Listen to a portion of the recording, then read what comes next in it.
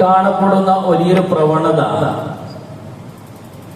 ഒരാൾക്ക് പെട്ടെന്ന് പബ്ലിസിറ്റി ആവണമെങ്കിൽ, അല്ലെങ്കിൽ ഒരാള് പെട്ടെന്ന് ഒരു നാലാളുകൾ അറിയപ്പെടുന്ന ഒരു ഹീറോ ആവണമെങ്കിൽ അതിന് എളുപ്പ വഴി ഇസ്ലാമിനെ ഒന്ന് ചൊറിയുക എന്നുള്ളതാണ്. ഇസ്ലാമിനെ ഒന്ന് ചൊറിഞ്ഞിട്ട് മുസ്ലിമിനെ ഒന്ന് കുതിര കയറിയിട്ട് അത് ഇസ്ലാമിന്റെ അകത്ത് നിന്ന് തന്നെ ആകുമ്പോ ഒന്നും കൂടെ പോപ്പുലാരിറ്റി കൂടും. ഒരു മുസ്ലിമിനെ ഇസ്ലാമിലെ ചില വിഷയങ്ങളെ മോശമായി ചിത്രീകരിച്ചുകൊണ്ടോ അതല്ലെങ്കിൽ അതൊക്കെ പഴഞ്ചനായി ചിത്രീകരിച്ചുകൊണ്ടോ രംഗത്ത് വന്നാൽ അവനെ ഏറ്റെടുക്കാനും അവനെ പൊക്കി നടക്കാനും അവനെ വലിയവനാക്കാനും ഒരുപാട് ആളുകളുണ്ട്. ഏറ്റവും കൂടുതൽ ഇസ്ലാമിനെ ചൊറിഞ്ഞുകൊണ്ട് രംഗത്ത് വരിക എന്നുള്ളത് അത് ഇന്ന് പെട്ടെന്ന് പബ്ലിസിറ്റി ആവാനുള്ള ഒരു എളുപ്പ വഴിയായി ചില ആളുകളെങ്കിലും മനസ്സിലാക്കി എന്നുള്ളതാണ് ഞാൻ പറഞ്ഞു വരുന്നത്. നമ്മളെ കൂട്ടത്തില് മുസ്ലിമിനെ പല രൂപത്തിലുള്ള മുസ്ലിങ്ങളായിട്ട് നമുക്ക് തരംതിരിക്കാൻ സാധിക്കും. ഒന്നാമത്, ഇത് വിശദീകരിച്ച് പറയേണ്ടതാണ്, ഞാനൊന്ന് എളുപ്പത്തിൽ പറഞ്ഞു പോവാം. ഒന്നാമത്, കഴിവിന്റെ പരമാവധി ദീനായി ഉൾക്കൊണ്ടുകൊണ്ട് അതിൽ ഒരു പഴഞ്ചനെയോ അല്ലെങ്കിൽ മറ്റുള്ളതോ കാണാതെ ഇത് അല്ലാഹുവിന്റെ ദീനാണ്, ഇത് അല്ലാഹുവിന്റെ പരിശുദ്ധ റസൂൽ സ്വല്ലല്ലാഹു അലൈഹി വസല്ലമ തങ്ങൾ പഠിപ്പിച്ചു തന്നതാണ് എന്ന് വിശ്വസിച്ചുകൊണ്ട് ദീനായി മുന്നോട്ട് പോകുന്ന ആളുകൾ, ജീവിതത്തിൽ 1, 2, 3 സ്ഥാനം ദീനിന് കൊടുക്കുന്ന ആളുകൾ, നമ്മുടെ പഴമക്കാരായ പൂർവികന്മാരായ ആളുകളൊക്കെ അങ്ങനെയായിരുന്നു. പരിപൂർണമായി ദീനിനെ ദീനായി ഉൾക്കൊണ്ട് ദീനായി മനസ്സിലാക്കി അത് അനുസരിച്ച് ജീവിക്കുന്ന ആളുകളായിരുന്നു. രണ്ടാമത്തെ ഒരു വിഭാഗം ഈ കൂട്ടത്തിൽ പറയാനുള്ളത്, ദീനെന്തോ അതിന്റെ വഴിക്ക് പോയിക്കോട്ടെ, ഞാൻ എന്റെ രൂപത്തിൽ ജീവിക്കും, എന്നാൽ അവന്റെ ഐഡന്റിറ്റി മുസ്ലിമാണ് താൻ, അവന്റെ ഐഡന്റിറ്റിയും മുസ്ലിമാണ്, പക്ഷെ ഞാൻ മുസ്ലിമായി ജീവിക്കാൻ തയ്യാറല്ല എന്ന നിലക്ക് ജീവിക്കുന്ന ചില അവനാൻ ത്വരീഖത്തിന്റെ അവനാൻ ദീനിന്റെ ആളുകൾ, അങ്ങനെ ഒരു വിഭാഗം. അവരിപ്പോ നമുക്ക് പാടെ മാറ്റി നിർത്താം, അവരെ കുറിച്ച് ചർച്ച ചെയ്യേണ്ടതില്ല. കാരണം അവർ പേര് കൊണ്ട് മാത്രം മുസ്ലിമീങ്ങളായവരാണ്. അതിന്റെ വിധി അവരെ വിധി പടച്ച തമ്പുരാന്റെ അടുക്കലാണ്. മുസ്തഫ റസൂലുള്ളാഹി സ്വല്ലല്ലാഹു അലൈഹി വസല്ലമ തങ്ങള് പറഞ്ഞത്, യുദ്ധവേളയിൽ നിങ്ങളൊരു ശത്രുവിനോട് ധീരധീരം പോരാടുകയും ആ ശത്രുവിനെ നിങ്ങൾ വധിക്കാൻ മലർത്തി അടിക്കുകയും ചെയ്തു. ആ സമയത്ത് അവൻ ലാ ഇലാഹ ഇല്ലല്ലാഹ് അശ്ഹദു അല്ലാ ഇലാഹ ഇല്ലല്ലാഹ് വ അശ്ഹദു അന്ന മുഹമ്മദുർ റസൂലുള്ളാഹ് എന്ന് പറഞ്ഞാൽ പിന്നെ അവനെ കൊല്ലാൻ പാടില്ല. പിന്നെ അവൻ പ്രത്യക്ഷത്തിൽ അവൻ ഷഹാദത്ത് കലിമ ചൊല്ലി ഇപ്പോൾ മുസ്ലിമാണ്, ഇപ്പോൾ അവൻ മുസ്ലിമാണ്. അതുകൊണ്ട് ഇനി അവനെ നിങ്ങൾ വധിക്കാൻ പാടില്ല. അവന്റെ ഈമാനും ബാക്കി കാര്യങ്ങളും പടച്ച തമ്പുരാന്റെ അടുക്കലുള്ള വിധിയാണ്. അതുകൊണ്ട് പേരിൽ മാത്രം മുസ്ലിമായി താന്തോന്നിയായി ജീവിക്കുന്നവരെ നമുക്ക് മാറ്റി നിർത്താം. എന്നാൽ നമ്മളിവിടെ ചർച്ച ചെയ്യേണ്ടത്, മുസ്ലിമാണ്, നോമ്പെടുക്കും, നിസ്കരിക്കും, പെരുന്നാളുണ്ട്, ആഘോഷങ്ങളുണ്ട്, എല്ലാം ഉണ്ട്. അതോടൊപ്പം ഇതര മതസ്ഥന്റെ ആചാരങ്ങളും അനുഷ്ഠാനങ്ങളും ജീവിതത്തിന്റെ ഭാഗമാക്കി കൊണ്ടു നടക്കുകയും ചെയ്യും. അങ്ങനത്തെ ഒരു വിഭാഗത്തെയാണ് നമ്മൾ വളരെയധികം ശ്രദ്ധിക്കേണ്ടത്. അതും ശരിയാണ്, എന്താ അതിനൊക്കെ കുഴപ്പം എന്ന് ചിന്തിക്കുന്ന ചില പ്രത്യേകതരം മുസ്ലിങ്ങളാണെന്ന് പറയുന്നവരെ നാം പ്രത്യേകം ശ്രദ്ധിക്കണം. ഞാനിത് പറയാനുള്ള കാരണം, ഇനി ഇതൊരു ഒരു വർഗീയ പ്രഭാഷണമായിട്ടോ അതല്ലെങ്കിൽ ഇതിന് മതങ്ങൾക്കിടയിൽ സ്പർദ്ധയുണ്ടാക്കുന്ന പ്രഭാഷണമായിട്ടോ കാണണ്ട.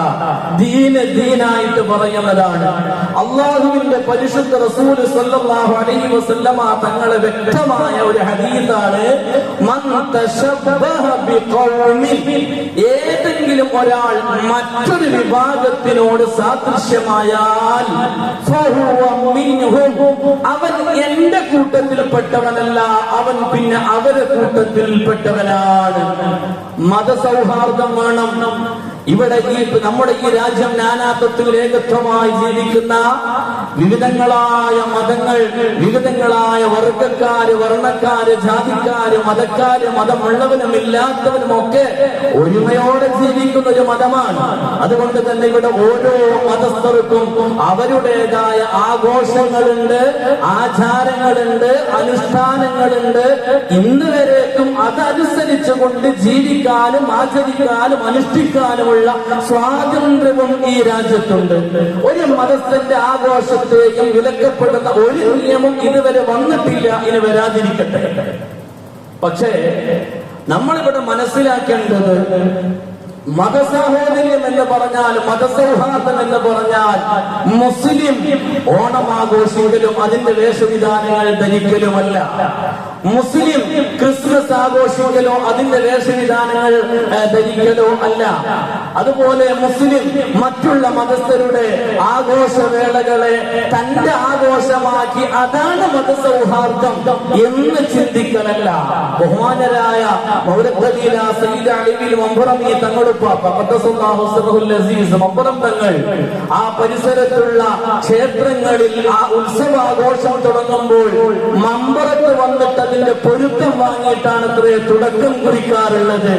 എന്നാൽ മമ്പുറം തങ്ങളാവട്ടെ അത്തരത്തിലുള്ള ഒരു ആഘോഷങ്ങളുടെ ഭാഗമാക്കാവുകയും ചെയ്തിട്ടില്ല.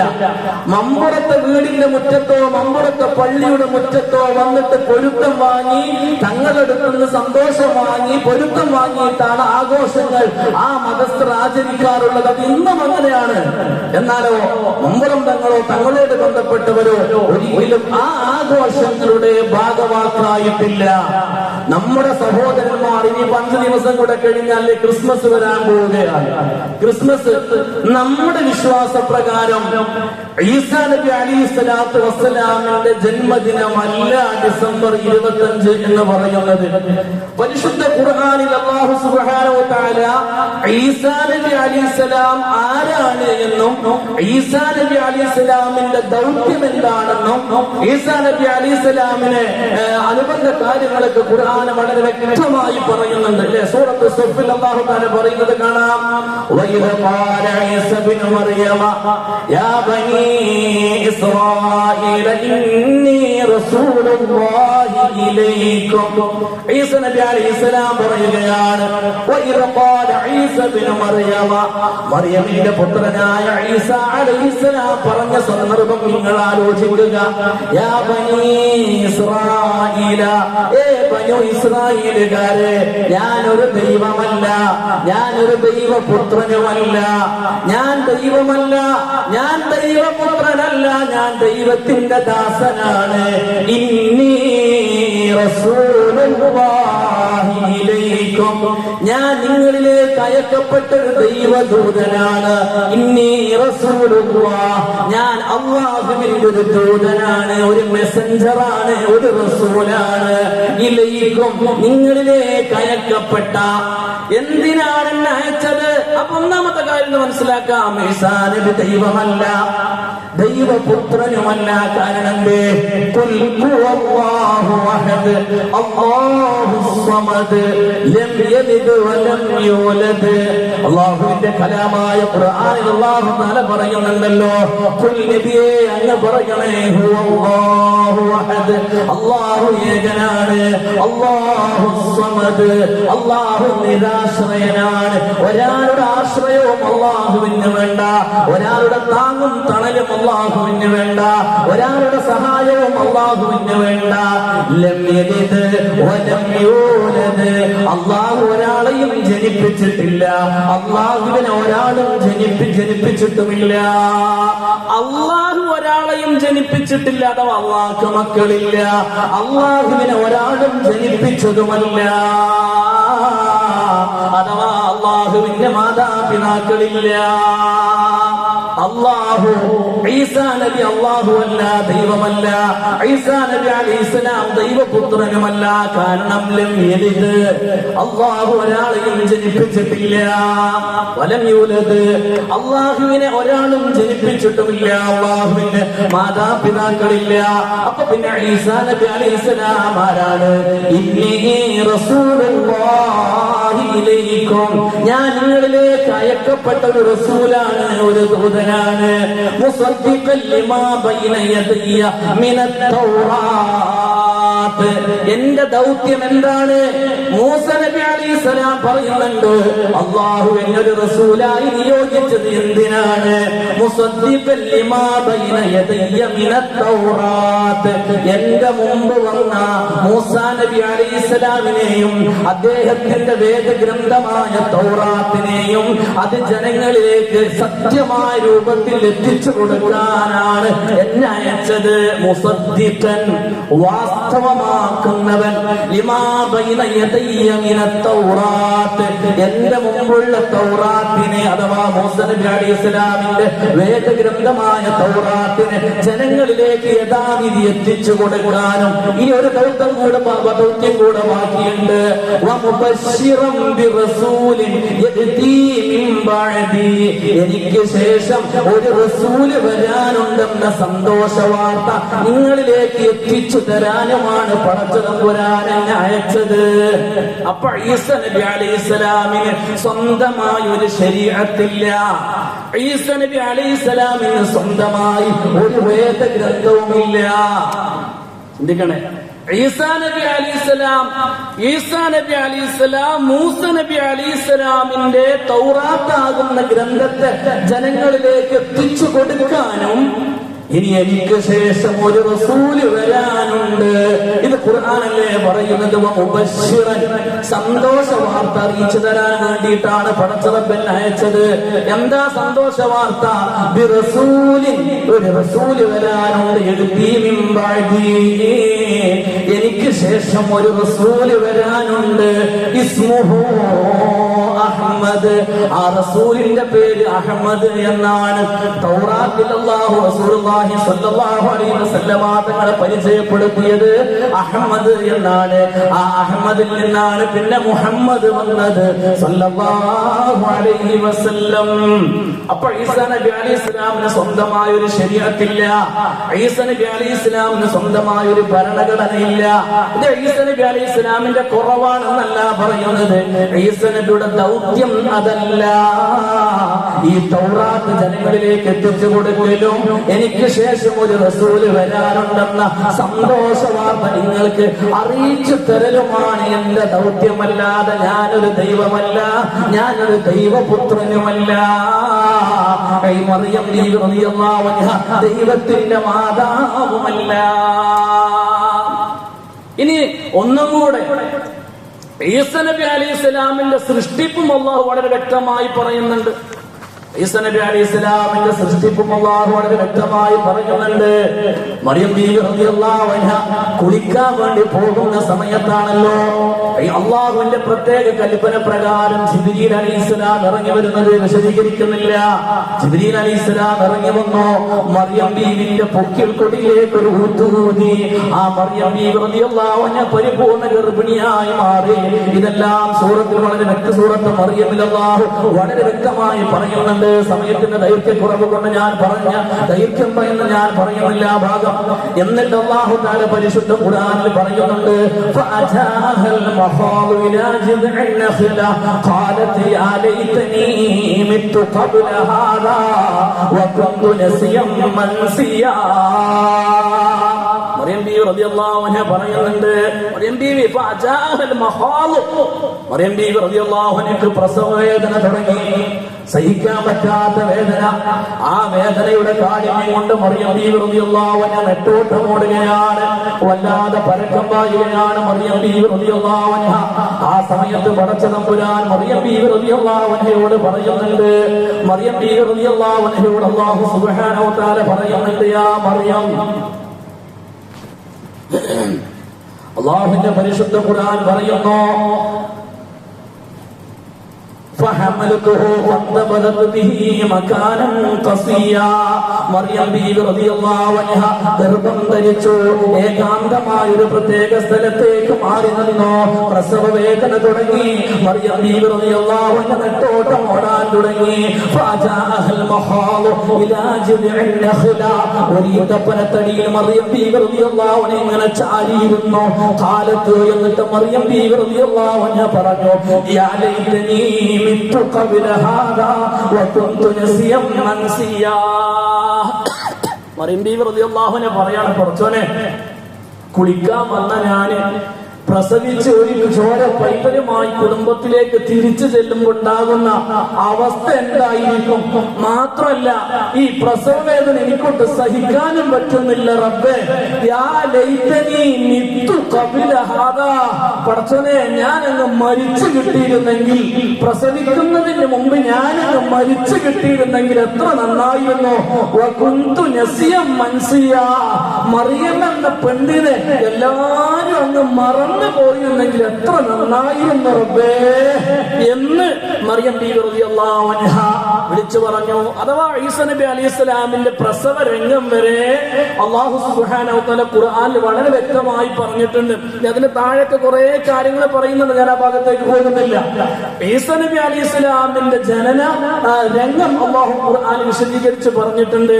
പക്ഷേ ഈസാ നബി അലൈഹിസ്സലാം ഡിസംബർ മാസത്തിലാണ് ജനിച്ചത്, ഡിസംബർ 25-നാണ് ജനിച്ചത്, അല്ലെങ്കിൽ ഇന്ന മാസം ഇന്ന ദിവസമാണ്, ഇത് ഖുർആനിലോ റസൂലുള്ളാഹി സ്വല്ലല്ലാഹു അലൈഹി വസല്ലമ തങ്ങളുടെ ഹദീസിലോ പറഞ്ഞിട്ടില്ല. അതുകൊണ്ട് തന്നെ ഒരു ഖുർആനിന്റെ തഫ്സീർ മുഫസ്സിരീങ്ങളായ ഉലമാക്കളോ ഹദീസിന്റെ മുഹദ്ദിസീങ്ങളായ ഉലമാക്കളോ ഡിസംബർ 25-നാണ് ഈസാ നബി അലൈഹിസ്സലാമിന്റെ ജനനമെന്ന ഒരു സാധ്യത പോലും പറഞ്ഞിട്ടില്ല. ഒരു ഹദീസിന്റെ ഗ്രന്ഥങ്ങളിലോ തഫ്സീറിന്റെ ഗ്രന്ഥത്തിലോ അങ്ങനെ ഒരു സാധ്യത പറഞ്ഞിട്ടില്ല. മാത്രമല്ല ദുർബലമായതോ സഹിയായതോ അല്ലാത്തതോ ആയ ഒരു ഹദീസിലും ഈസാ നബി അലൈഹിസ്സലാമിന്റെ ജനന ദിവസത്തെ ആഘോഷമാക്കുന്നതിനെ കുറിച്ചോ അല്ലെങ്കിൽ അതിനൊരു പ്രത്യേക ബറക്കത്തുണ്ടെന്നതിനെ കുറിച്ചോ അതുമായി ബന്ധപ്പെട്ട ഒരു ചർച്ചയും ഒരു ഹദീസിന്റെ ഗ്രന്ഥങ്ങളിലും പറഞ്ഞിട്ടില്ല. അതുകൊണ്ട് തന്നെ മുസ്ലിമിനെ സംബന്ധിച്ചിടത്തോളം ഡിസംബർ 25 എന്ന ദിവസം ബാക്കിയുള്ള 364 ദിവസം പോലെ തന്നെ 65-ാമത്തെ ദിവസം എന്നല്ലാതെ അതിനൊരു പ്രത്യേകതയില്ല, പ്രത്യേകത കൊടുക്കാനും പാടില്ല. ആഘോഷ ആചാരങ്ങളെ കൊണ്ടോ വേഷവിധാനങ്ങളെ കൊണ്ടോ അതിനൊരു പ്രത്യേകത അവൻ കൊടുത്താൽ അവൻ മുസ്ലിം അല്ലാത്ത മുസ്തഫ റസൂലുള്ളാഹി സ്വല്ലല്ലാഹു അലൈഹി വസല്ലമ തങ്ങളുടെ ഉമ്മത്തല്ലാത്ത മറ്റൊരു വിഭാഗത്തോട് സാദൃശ്യമായി അങ്ങനെ ഒരാൾ സാദൃശ്യമായാൽ അവൻ പിന്നെ അവരെ കൂട്ടത്തിൽപ്പെട്ടവനാണ്. അഥവാ അവൻ ഇസ്ലാമിൽ നിന്ന് അവൻ പുറത്താണ്. അള്ളാഹു കാത്തുരക്ഷിക്കട്ടെ, അള്ളാഹു കാത്തുരക്ഷിക്കട്ടെ. എന്നിട്ട് ഉലമാക്കൾ പറയുന്നത് നോക്കിക്കോളൂ നിങ്ങൾ, എത്രത്തോളം എന്നറിയോ? ഒരിക്കലും അവരോട് സാദൃശ്യമാവാൻ പാടില്ല. അത് എത്രത്തോളം അവർ മഹാന്മാരായ ഉലമാ വളരെ വ്യക്തമായി പറയുന്നുണ്ട്. അത് ഇന്ന് കാണുന്ന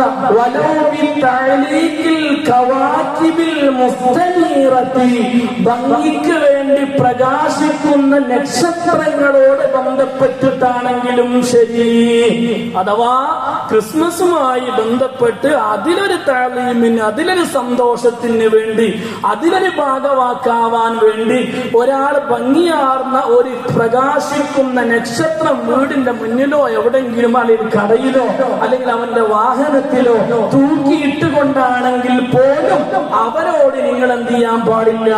ഭാഗവാക്കാവാൻ പാടില്ല.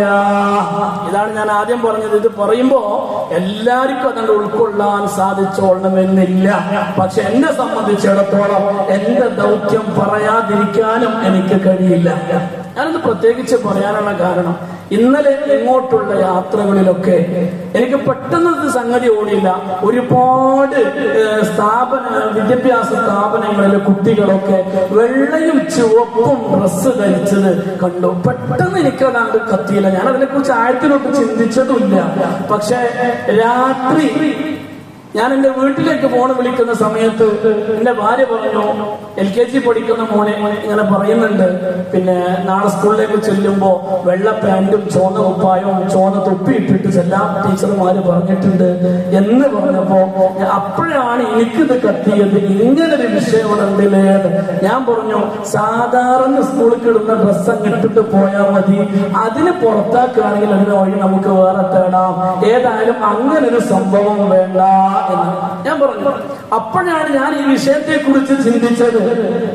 അങ്ങനെ ഒരു വേഷവിധാനം ധരിക്കല്, അത് ആ ഒരു ആഘോഷത്തിന്റെ ആചാരത്തിന്റെ ഭാഗമാവുക എന്ന ഒരു ചിന്തയോടുകൂടെയാണെങ്കിൽ അത് ഇസ്ലാമിൽ നിന്ന് പുറത്തു പോവാൻ വരെ കാരണമാകും.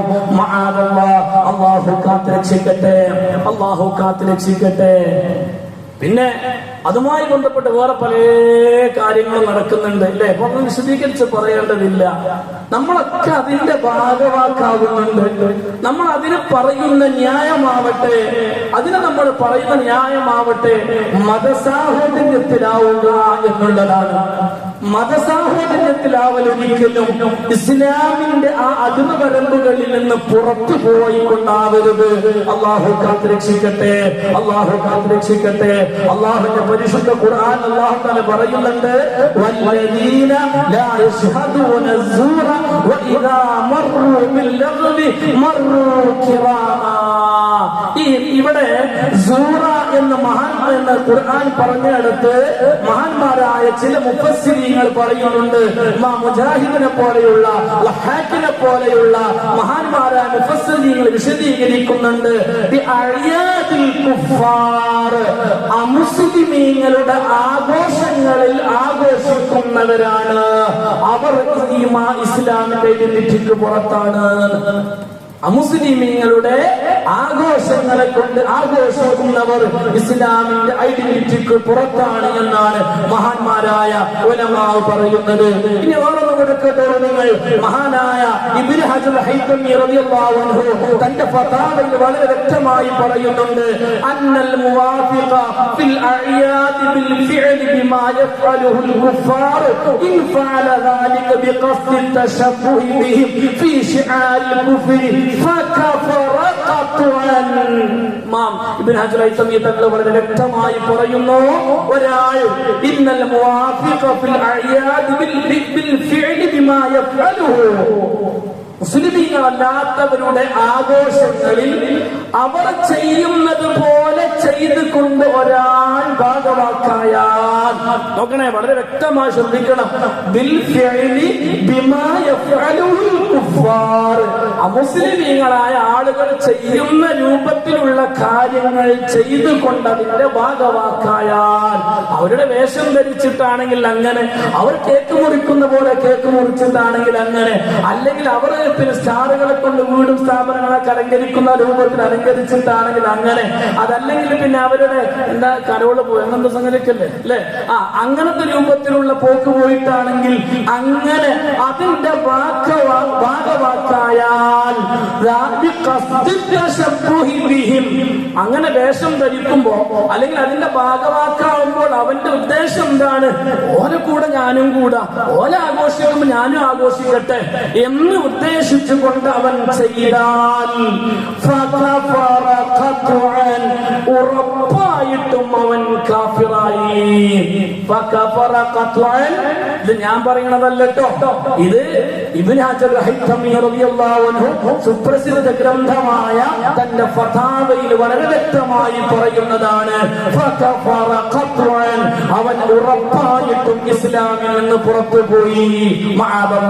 അല്ലാഹു കാത്തുരക്ഷിക്കട്ടെ. ഇനി ഒരാൾ ചെയ്തത് എന്തിനാണ്,